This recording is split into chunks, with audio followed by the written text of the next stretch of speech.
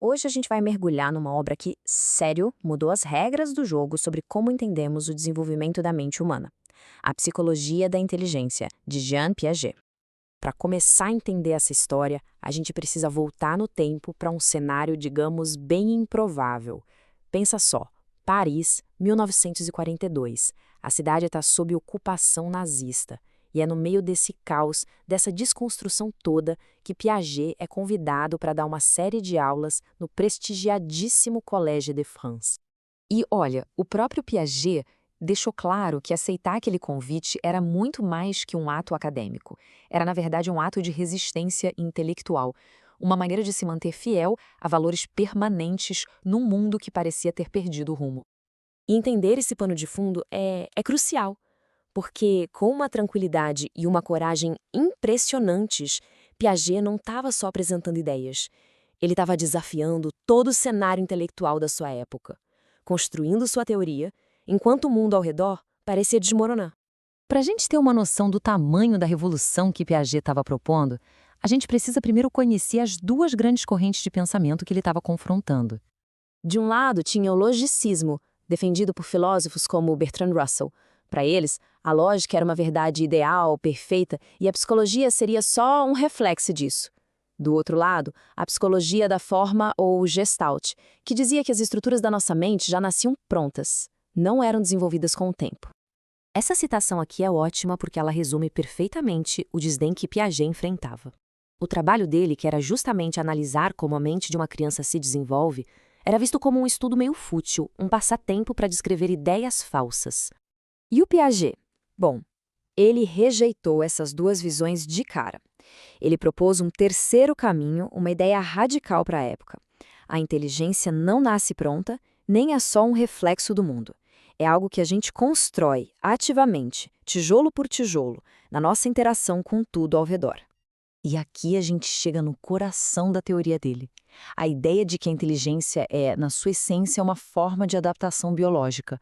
É um processo sem fim de buscar um equilíbrio entre nós e o mundo. Piaget descreveu essa adaptação como um equilíbrio dinâmico, que é impulsionado por duas forças complementares que são a base de todo e qualquer aprendizado. A primeira força é a assimilação.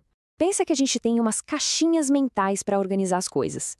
Assimilar é quando a gente pega uma experiência nova e consegue guardar numa caixinha que já existe. É como salvar um arquivo numa pasta do computador que já está lá. Mas e quando o arquivo novo não cabe na pasta? Ou não tem nada a ver com o que já está lá? Aí entra a acomodação. A gente é forçado a modificar as nossas estruturas, a mudar o tamanho da caixinha ou até criar uma nova para que a nova realidade faça sentido. E é nessa dança constante, nesse jogo de assimilação e acomodação, que a inteligência vai sendo construída em estágios.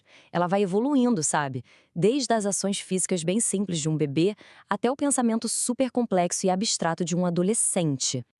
Piaget foi um gigante, um verdadeiro precursor das ciências cognitivas.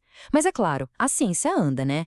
E mais de 70 anos de pesquisa depois, a gente descobriu uma peça importante do quebra-cabeça que a teoria original dele não tinha focado tanto. Então, qual foi esse elemento crítico que a teoria de Piaget, lá na sua formulação original, não colocou no centro do palco? A resposta, que veio muito da neurociência moderna, está numa única palavra: inibição. Inibição pode parecer um nome complicado, mas é basicamente a capacidade do nosso cérebro de frear, de parar um impulso, de suprimir uma resposta que é super intuitiva, rápida, mas que está errada, para dar espaço para uma resposta mais pensada, mais lógica.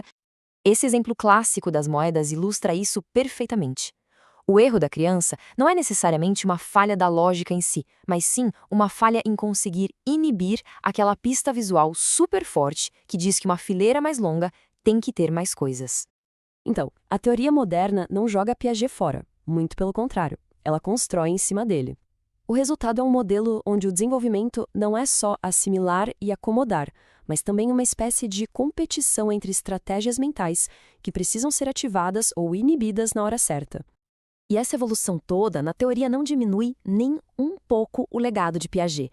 Na verdade, só reforça a força, a resiliência das ideias centrais que ele propôs.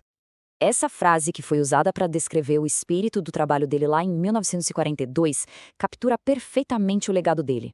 É um testemunho dessa busca determinada por entender como a gente pensa, uma busca que nasceu em tempos de conflito e que continua evoluindo até hoje. No fim do dia, a grande virada de chave que Piaget nos deu foi essa. O conhecimento não é uma coisa estática que a gente só recebe. É um processo dinâmico. A gente está o tempo todo construindo o que a gente sabe. E é por isso que ele continua sendo fundamental. Essa visão muda a forma como a gente enxerga a educação, o desenvolvimento infantil, faz a gente entender que os erros não são falhas, mas parte do processo de construção, são degraus. E tudo isso leva a gente a uma pergunta final, que é crucial. Se o desenvolvimento cognitivo não é essa escadinha reta que a gente imaginava, mas sim um processo bem mais complexo, de competição e inibição, como isso muda a forma que a gente deveria ensinar? A resposta talvez esteja em entender que aprender não é só construir, mas também aprender a inibir.